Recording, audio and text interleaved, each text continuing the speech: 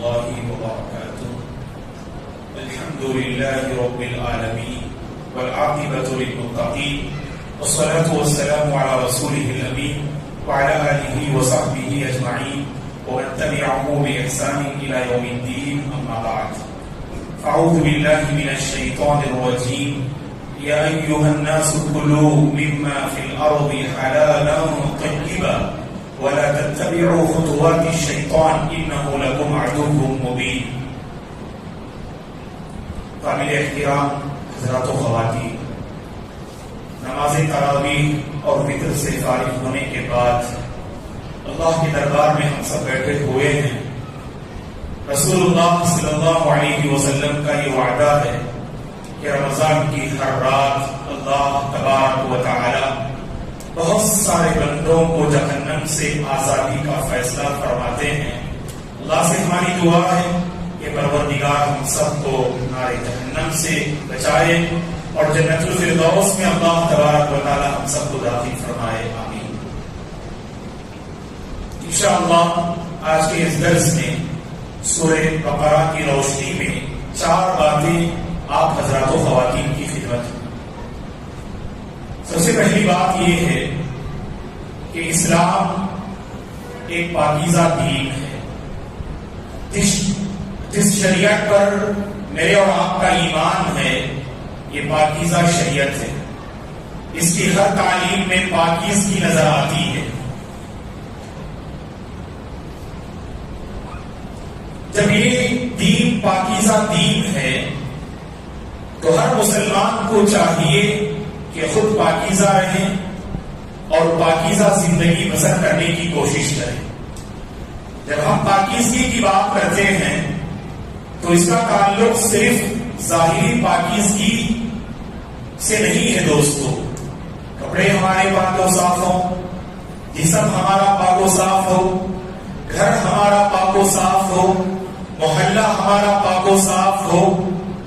جہاں یہ مطلوب ہے وہی مال میرے اور آپ کا پاک و صاف ہونا چاہیے. فتنوں کے دور میں سب سے زیادہ جس معاملے میں مسلمان آزمائے جاتے ہیں وہ فتنہ مال ہے. مال کے سلسلے میں بہت سارے مسلمان خصوصاً فتنوں کے دور میں بڑے کمزور نظر آتے ہیں. مال کے سلسلے میں 2 اہم باتیں بتائی گئی کہ سامنے آپ کے پاس پاکیزہ مال ہے تو صرف مال کا پاکیزہ ہونا کافی نہیں. اور کیجیے، مال کا صرف پاکیزہ ہونا کافی نہیں. آپ جس راستے کو اختیار کریں یا جو طریقہ آپ اختیار کریں وہ بھی پاکیزہ ہونا چاہیے. بس اللہ کے بندے کہتے ہیں مولانا ہم تو بالکل پاک مال کھا رہے ہیں. کھا تو پاک مال آپ پاک مال کھا تو رہے ہیں لیکن جو طریقہ آپ نے اختیار کیا نا، جو ہیلا آپ نے اختیار کیا وہ ہیلا اور طریقہ پاک نہیں ہے. تو شریعت کی یہ تعلیم ہے کہ جہاں آپ پاک مال اختیار کریں گے تو وہیں پر پاکیزہ راستہ بھی اختیار کرنا چاہیے. اللہ نے قرآن میں کہا اس آیت کریمہ کی ہم نے ابتدا میں تلاوت کی، یا ایھا الناس کلوا مما فی الارض حلالا طیبا.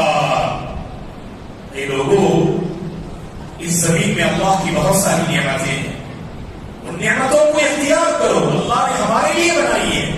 خطبہ جمعہ میں ہم نے کہا اس پوری تخلیق جو اللہ تعالیٰ کی نظر آتی ہے مختلف نعمتوں کی شکل میں اللہ نے انسانی مخلوق کے لیے بنائی ہے. زمین میں چلو پھرو اور اللہ کی نعمتوں کو کھاؤ، لیکن حلالا طیبا. ایک شرط ہے بس، پاکیزہ راستہ اختیار کرو اور پاکیزہ مال کھاؤ. ہو سکتا ہے کہ آپ نے پاکیزہ راستہ اختیار کیا اور مال بھی بڑا پاکیزہ ہے، لیکن یاد رکھنا کہ حرام کا کوئی شائبہ آپ کے بال میں نہیں آنا چاہیے. اور اللہ کے نبی نے کیا فرمایا صلی اللہ علیہ وسلم نے؟ سبحان اللہ، یہ دین ایسا پاکیزہ دین ہے اور مبارک دین ہے.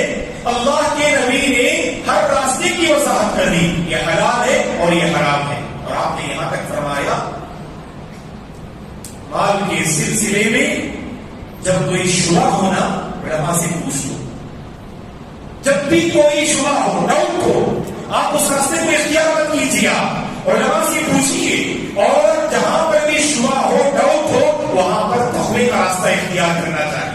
احتیاط والا راستہ اختیار کرنا چاہیے. وَمَنِ اتَّقَ الشُّبُهَاتِ فَقَدِ اسْتَبْرَأَ لِدِينِهِ وَعِرْضِهِ.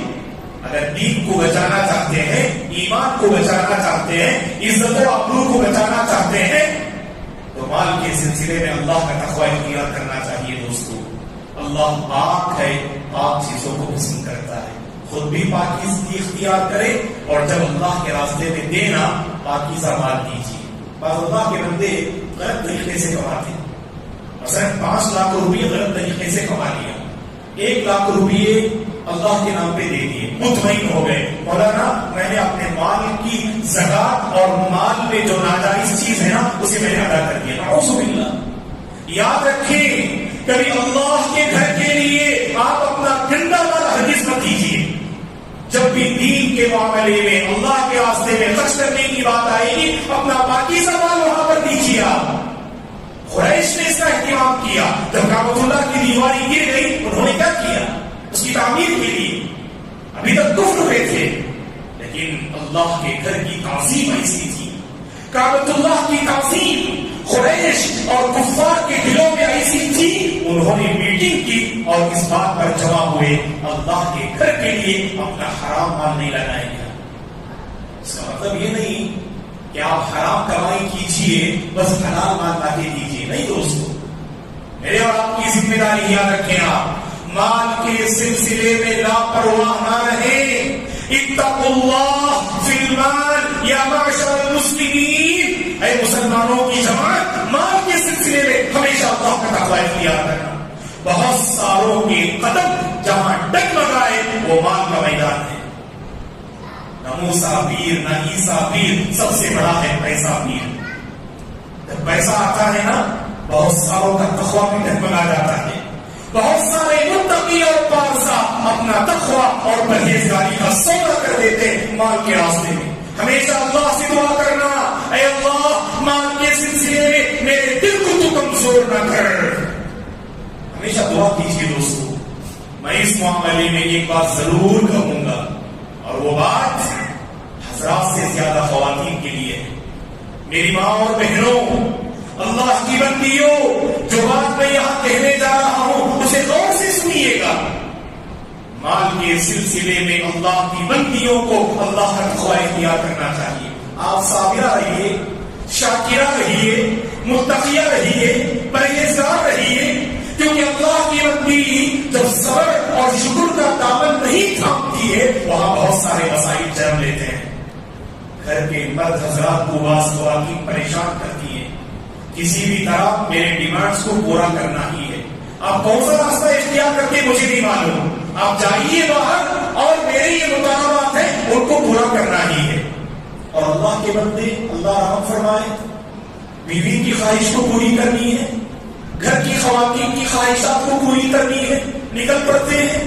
اور دوستوں یاد رکھنا, آج کے اس دور میں مال کمانا کوئی آسان نہیں. یاد رکھو, بہت آسان ہے مال کمانا, لیکن ایک بات میں ذکر کرتا ہوں, حلال مال کمانا بہت مشکل ہے. یاد رکھو, اور ہمیشہ ایسی زندگی بسر کرو حرام کا ایک لقمہ بھی میرے اور آپ کے حلق کے نیچے نہ اترے. اس میں خواتین کو اپنا رول ادا کرنا چاہیے.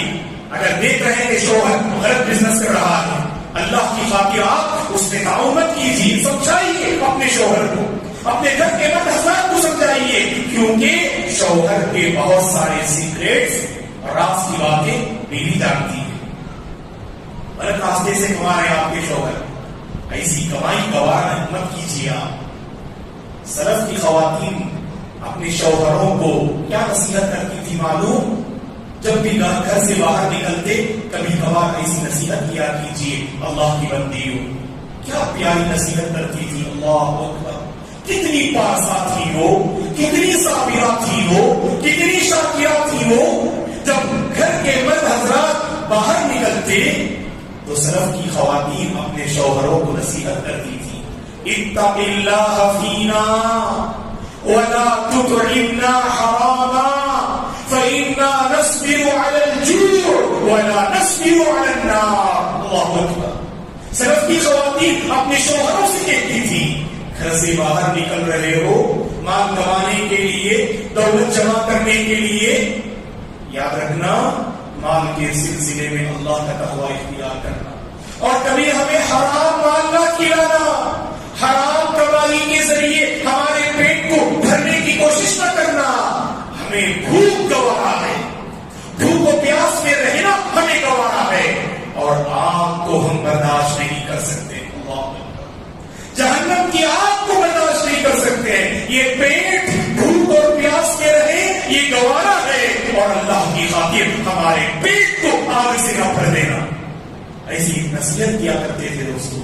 اسی لیے اللہ کی بندیوں سے میں خصوصاً یہ اپیل کرتا ہوں کہ آپ مال کے سلسلے میں اللہ کا تقوی اختیار، کبھی کچھ تنگی آتی ہے، مصیبت آتی ہے، اللہ کی بندیوں صبر کیجیے۔ پہلے آپ کے شوہر کی کمائی میں بڑی برکت تھی، ہم دعا کرتے ہیں اللہ سبوں کی کمائی میں برکت دے، سبوں کو اللہ تبارک و تعالی حرام راستے سے محفوظ رکھے۔ جتنی کمائی آپ کی ہے اللہ اس میں برکت دے، اللہ اس میں خیر و برکت کے فیصلے فرمائے۔ کبھی زندگی میں اونچ نیچ ہوتی ہے اللہ کی بندیوں، پہلے بڑی آسانی سے زندگی بسر کر رہی تھی، لیکن دیکھا کہ شوہر پریشان ہے، کچھ کمائی کے معاملے کو لے کر پریشان ہے، آپ مضبوط سپورٹ کیجیے اپنے شوہر کا، اپنے گھر کے اخراجات کو کچھ کم کیجیے، کفایت شعار بنیے، قناعت پسند رہیے آپ، تو یہی اللہ کی وہ بندی ہوتی ہے جو بڑی صابرہ ہوتی ہے، جو بڑی شاکرہ ہوتی ہے۔ صبر اور شکر، اللہ اکبر، یہ دو ایسی عبادتیں ہیں اگر مرد و خواتین نے اسے اختیار کر لیا تو مال کے میدان میں کوئی ہمارے قدم کو ڈگمگا نہیں سکتا۔ یاد رکھیے، اور اللہ سے مانگنا ضرور، اللہ سے یہ ضرور مانگنا، اے اللہ جو بھی تو مجھے روزی دے حلال روزی عطا فرمائے پروردگار۔ اور میں خاص کر نوجوانوں سے گزارش کروں گا، ہم جانتے ہیں آج ایسے مختلف سائٹس ہیں نا، اللہ رحم فرمائے، آپ اگر موبائل میں داخل ہوں گے، سسٹم میں داخل ہوں گے، آپ 100 روپے انویسٹ کیجیے، آپ کچھ سیکنڈوں میں لمحات میں آپ کے وہ 100 روپے 1000 روپے بن جائیں گے، 1000 روپے دیجیے 5000 روپے بن جائیں گے۔ آپ کو معلوم ہے پیسہ کہاں سے آ رہا، نہیں معلوم آپ کو، آپ جانتے ہیں کہ وہ ناجائز راستے ہیں، وہ ناجائز طریقے ہیں، لیکن ہمارے بہت سارے نوجوان صرف اپنا بینک بیلنس بڑھانا چاہتے ہیں دوستوں، اور اپنی آخرت کو تباہ و برباد کر رہے ہیں۔ پیسے کسی بھی طرح ختم ہو جائیں گے دوستوں، اپنے ایمان کو ختم ہونے مت دیجیے، اپنے تقوی کو ختم ہونے مت دیجیے گا۔ یہ پہلی بات ہے جو اس آیت کی روشنی میں ہم نے آپ کی خدمت میں وہ بات رکھی۔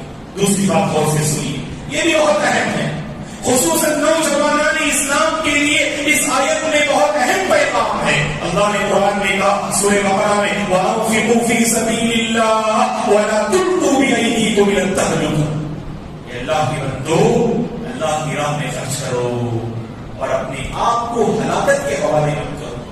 یہ آیت نازل ہوئی انفاق کے چیپٹر میں۔ بعض انصاری صحابہ نے یہ سوچا اسلامی فتوحات ماشاءاللہ سلسلہ بڑھ رہا ہے، ماشاءاللہ مسلمان مختلف علاقوں کو فتح کرتے چلے جا رہے ہیں، اب ہمیں جہاد کرنے کی کیا ضرورت، چلو اپنی تجارت کو بہتر بناتے ہیں، اپنے مال کو بہتر بناتے ہیں، مالی حالت کو بہتر بناتے ہیں۔ اللہ نے آیت نازل فرمائی وَلَا تُلْقُوا بِأَيْدِيكُمْ إِلَى التَّهْلُكَةِ، بڑی عظیم جو ہے نصیحت ہے دوستو، اس میں اپنے آپ کو کبھی ہلاکت کے حوالے نہیں کرنا۔ کتنا پیارا دین ہے دوستو جو ہماری صرف آخرت نہیں اپنی ہماری دنیا بھی بہتر دیکھنا چاہتا ہے۔ ایسا کوئی راستہ اختیار نہ کریں جس راستے پہ چل کر صرف آپ کی آخرت نہیں آپ کی دنیا بھی بگڑ جائے۔ شریعت اس کو برداشت نہیں کرتی ہے۔ مثلا شراب، گٹکا، منشیات، نشہ والی چیزیں، نوجوانوں نشہ والی چیزوں میں اللہ کا تقوی اختیار کرو، یہ آپ کی صحت کے لیے بربادی ہے، آپ کے مستقبل کے لیے تباہی ہے۔ آپ صحیح سالم رہیں اپنے بچوں کے لیے، آپ کی نسل کے لیے آپ صحیح سالم رہیں، آپ کی بیوی بچوں کے لیے آپ سلامت رہیں۔ آپ غلط راستہ اختیار کر کے اپنے آپ کو ہلاکت کے حوالے مت کیجیے۔ کتنے ایسے نوجوان ہیں اللہ رحم فرمائے دیر رات تک جاگتے ہیں، غلط صحبت ہے، اور اللہ رحم فرمائے کتنی غلط عادتیں۔ اپنے منہ کی حفاظت کیجیے، زبان کی حفاظت کیجیے، اللہ کی خاطر کبھی زبان میں ہمارا ایسا ٹیسٹ نہیں ہونا چاہیے جو اللہ کو ناراض کرنے والا ہو، جو ہماری صحت کے لیے جو ہے تباہی جانتے بوجھتے کتنے نوجوان ہیں جو غلط راستے میں لگے ہیں. نشہ ایسا، لت ایسی، کبھی برائی کی لت نہیں ہونی چاہیے، بلکہ بیڑی سگریٹ بھی اللہ رحم فرمائے اس آیت کی روشنی میں ہم کہیں گے غلط ہے. آپ بیڑی سگریٹ اختیار مت کیجیے، رمضان کا موسم ہے، یہ تربیت کا مہینہ ہے. اگر آپ کو پہلے سے عادت تھی نا، عادت سے لوگ کہتے ہیں کہ ہم مجبور ہیں مولانا، ہم 20 سال سے پی رہے ہیں، 30 سال سے پی رہے ہیں، یہ رمضان ٹرننگ پوائنٹ ہوگا نا آپ کے لیے. صبح سے شام تک تو رہتے ہیں آپ بچ کر، ماشاء اللہ 14 گھنٹے آپ بچ کر رہتے ہیں، بقیہ گھنٹوں بھی بچ کر رہیے. اپنے بیوی بچوں پہ رحم کیجیے، آپ اپنے بیوی بچوں پہ رحم کیجیے. میں تو کہتا ہوں وہ لوگ اپنے بیوی بچوں کے اپنے بڑے ظالم ہیں جو ایسی چیزیں اختیار کرتے ہیں، جانتے بوجھتے بہت جلد اپنے آپ کو ہلاکت کے حوالے کرتے. پھر کون میرے بھائی پریشان رہتے؟ آپ کی امی نہ روتی ہیں، آپ کی بیوی نہ بلکتی ہے، ترستی ہے، آپ کے بچے نہ پریشان ہوتے ہیں، ابو کی جو ہے فلاں بیماری، اور جانتے ڈاکٹر کہتے ہیں نوجوانی میں انہوں نے جو غلطی کی نا اس کا خمیازہ اور سزا اب بھگت رہے ہیں. اسی لیے دوستو اللہ کا تقوی اختیار کریں، ایسی کوئی چیز اختیار مت کیجیے جانتے ہیں کہ آپ کی صحت کے لیے بربادی ہے. شوگر پیشنٹ ہے، معلوم کہ آپ کو کتنی مقدار استعمال کرنی چاہیے، شکر حد سے زیادہ استعمال کر رہے. گھر میں ہو تو بہت سارے آپ پابند رہتے، باہر آئے تو پابندی نہیں دوستوں. اپنی صحت کا ہمیں خیال رکھنا ہے. جب صحت ہماری اچھی رہے گی نا، اللہ کی بندگی ہم صحیح طور پہ کر سکتے ہیں. اللہ سے ہمیشہ صحت مانگیے، اللہ ہم سب کو صحت و عافیت کے ساتھ رکھے، ہر بیماری سے اللہ ہم سب کی حفاظت فرمائے. اللہ تبارک و تعالی ہمیں ایسی زندگی عطا فرمائے کہ آخر تک ہم اللہ کی بندگی بجا لا سکیں. دوستو ہمیشہ اللہ سے دعا کرنا، ہمیشہ اللہ سے دعا کرنا. اور نوجوانوں سے میں خاص کر گزارش کروں گا، یہ رمضان اپنے لیے ٹرننگ پوائنٹ بنائیے. اب تک آپ کی غلط عادت تھی، اس آیت کی روشنی میں اللہ کا ایک پیغام ہے، اپنے آپ کو ہلاکت کے حوالے مت کرو. پہلے سے بہت عجیب عادت آپ کی، رات میں 2 بجے تک آپ باہر رہتے ہیں. آپ یہ نیچر کے خلاف ہے. روزانہ 2-3 بجے تک باہر، اور اٹھتے کب ہیں آپ؟ 12-1 بجے. اللہ رحم فرمائے. وہ قوم کیسے بیدار ہو سکتی ہے جسے سورج کی شعاعیں بیدار کریں؟ وہی قوم بیدار ہو سکتی ہے جو سورج کی کرنیں پڑنے سے پہلے خود بیدار ہو جائے. یہی بیدار قوم ہے جو دوسروں کے اندر کچھ بیداری لاتی ہے دوستوں. اور تیسرا پیغام یہ ہے، اللہ نے قرآن مجید میں کہا، بڑی عظیم آیت، بارہ آپ نے جمعہ کے خطبوں میں اس آیت کریمہ کو سنا ہوگا، یا ایھا الذین آمنوا ادخلوا فی السلم کافہ ولا تتبعوا خطوات الشیطان. کتنی عظیم آیت ہے یہ آیت کریمہ. جانتے ہیں کیوں نازل ہوئی؟ بعض تورات پر ایمان لانے والے بندے یہودی حضرات اسلام قبول کر لیے، لیکن ان کی ایک شرط تھی. کیا شرط؟ اے اللہ کے نبی، ہم اسلام کو قبول کر لیے لیکن ہماری بعض تعلیمات پہ ہم عمل کریں گے. جیسے ہفتے کے دن ہمارے لیے بہت مقدس دن ہے، وہ ہم ہفتے کے دن ہی اللہ کی خوب بندگی بجا لائیں گے، جمعہ کے دن نہیں. اور پھر یہودی حضرات اونٹ کا گوشت نہیں کھاتے ہیں، دودھ نہیں پیتے ہیں، تو ہم بھی اونٹ کا گوشت نہیں کھائیں گے اور دودھ نہیں پیئیں گے. تو رات پہ عمل کرتے ہوئے اللہ نے آیت نازل فرمائی. اسلام لانے کا مطلب جانتے ہیں کہ بعض باتوں پہ عمل کر لیا، بعض باتوں کو چھوڑ دیا، ایسا نہیں. اے ایمان والو، اسلام میں مکمل داخل ہو جاؤ. اسلام نظام حیات ہے، یہ صرف طریقہ عبادت نہیں. ہماری نماز کیسی ہو، ہماری زکات کیسی ہو، یہ صرف بتانے کا سسٹم نہیں ہے. اسلام زندگی کے ہر معاملے کو لے کے بحث کرتا ہے. اسی لیے اس کو طریقہ عبادت سے تعبیر کرنے کے بجائے اسلام یہ مکمل ضابطہ حیات ہے، یہ نظام حیات ہے. ہماری انفرادی، اجتماعی، سیاسی، معاشی، اقتصادی زندگی کیسی ہونی چاہیے، ہر ایک پر یہ اسلام بحث کرتا ہے دوستوں. لہٰذا مجھے اور آپ کو چاہیے ہم اسلام میں مکمل داخل ہو جائیں. رمضان میں بھی داخل ہوں گے انشاءاللہ، غیر رمضان میں بھی ہم داخل ہوں گے انشاءاللہ. جیسے ہم داخل ہوئے ہیں رمضان میں، اللہ سے دعا کیجیے ہماری سانس جب تک رہے ہم اسلام سے جڑ کے رہیں گے انشاءاللہ. اللہ ہم سب کو اس کی توفیق عطا فرمائے. اور آخری بات یہ ہے دوستوں، 5 منٹ کا اضافہ جو ہوا ہے وہ ذہن میں رہنے دیجیے، بعد میں آپ پریشان ہو جائیں گے کہ آپ بڑا بولتے جا رہے ہیں. بس ابھی 2-3 منٹ اپنی گفتگو ختم کر دوں گا انشاءاللہ. ایک آیت کریمہ ہے سورہ بقرہ کی. آپ جانتے ہیں حرمت والے مہینے کتنے ہیں؟ 4. کون سے؟ ذی القعدہ، ذوالحجہ، محرم اور رجب، یہ 4 حرمت والے مہینے. ٹھیک ہے، حرمت والے مہینوں میں لڑائی نہیں کرنی چاہیے، ہے کہ نہیں، اور گناہ کے کام سے بھی باز رہنا چاہیے. تو اللہ کے نبی صلی اللہ علیہ وسلم جب مدینہ پہنچے، مدینہ پہنچنے کے بعد آپ صلی اللہ علیہ وسلم نے ابتدائی دور میں چند صحابہ کو روانہ کیا بعض مشرکین کا مقابلہ کرنے کے لیے. اسے سریہ کہتے ہیں. سریہ اور غزوہ میں یہی فرق. سریہ کہتے ہیں اللہ کے نبی جس میں شریک نہ ہوئے ہوں، صحابہ کو تیار کر کے آپ نے لشکر روانہ کر دیا مدینے سے، اسے عربی میں سریہ ہوتے ہیں. اور غزوہ کسے بولتے؟ جنگ جس میں اللہ کے نبی صلی اللہ علیہ وسلم بذات خود آپ نے شرکت کی ہو. غزوہ بدر یہ پہلی جنگ ہے، اور آخری جنگ غزوہ تبوک ہے جو 9 ہجری میں لڑی گئی. تو اللہ کے نبی صلی اللہ علیہ وسلم نے عبداللہ بن جحش رضی اللہ عنہ کی کمانڈری میں ایک لشکر کو تیار کیا اور آپ نے مکے کے علاقے کی طرف روانہ کیا، اور یہ لشکر آگے بڑھتا ہے. اور اس لشکر کا مقابلہ عمرو بن حضرمی نام ایک مشرک سے اس کا مقابلہ ہوتا ہے. اور جمادی الاخری کی آخری تاریخ لڑائی ہوتی ہے، اور اس لڑائی میں عمرو بن حضرمی کی موت ہو جاتی ہے، وہ مارا جاتا ہے. اور دراصل ہوا یہ، مسلمانوں نے سمجھا وہ جمادی الاخری کی آخری تاریخ ہے، حقیقت میں وہ رجب کی پہلی تاریخ تھی. اور رجب کون سا مہینہ ہے؟ حرمت والا مہینہ. اس کی لڑائی نہیں کر سکتے. ادھر مشرکین کو موقع مل گیا، انہوں نے مسلمانوں پہ اعتراض کیا، ارے مسلمان کیسے ہیں؟ آپ کو معلوم ہونا چاہیے زمانہ جاہلیت میں بھی حرمت والے مہینوں میں یہ مشرکین لڑائی نہیں کرتے تھے.